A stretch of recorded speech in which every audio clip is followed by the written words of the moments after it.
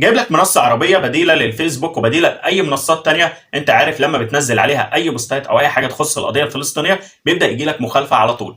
فجايب لك منصه عربيه زي ما انت شايف كده على جوجل بلاي، في عدد تحميل على التطبيق ده كتير قوي. التطبيق ده بالمناسبه لو انت برضه حابب تكسب منه فلوس هتقدر ان انت تشارك القضيه براحتك، زائد ان انت تقدر تكسب فلوس مقابل ده. وممكن لما تكسب فلوس تقدر ان انت تتبرع لاخواتك في فلسطين عن طريق طبعا الهلال الاحمر او اي وسيله للتبرع من خلال التطبيق ده. يعني الفلوس اللي انت هتكسبها منه ممكن تتبرع لاخواتك في فلسطين من خلال طبعا اي وسيله زي ما وضحت لك كده. فكل اللي عليك يا صاحبي دي المنصه انت بتنزلها، طبعا اليوم السابع اتكلم عليها. انت بتنزل المنصه دي اسمها باز، وتقدر وانت بتسجل تكتب رمز الدعوه. رمز الدعوه ده مهم جدا، بتبدا تكتبه وانت بتسجل، وبعد كده هيجي لك يقول لك ادخل رقمك الاسم بتاعك واكتب الباسورد، وبعد كده هيجي لك كود التاكيد على رقم موبايلك، وبكده انت سجلت. انت بتدخل تشير براحتك كل اللي انت عاوزه من غير ما يكون في اي قيود عليك، تمام. زائد ان انت بتروح تدعي اصحابك لتحميل التطبيق وبتعرفهم الكود بتاعك فهتكسب فلوس. وزي ما قلت لك يا صاحبي ما تنساش لو كسبت فلوس من التطبيق ابدا اتبرع لاخواتك، تمام. ده كان فيديو النهارده، اتمنى لو عجبك يا ريت ما تنساش تعمل لايك وتعمل متابعه علشان طبعا لو في اي جديد انا بعمله يجي لك على طول. والسلام عليكم ورحمه الله وبركاته.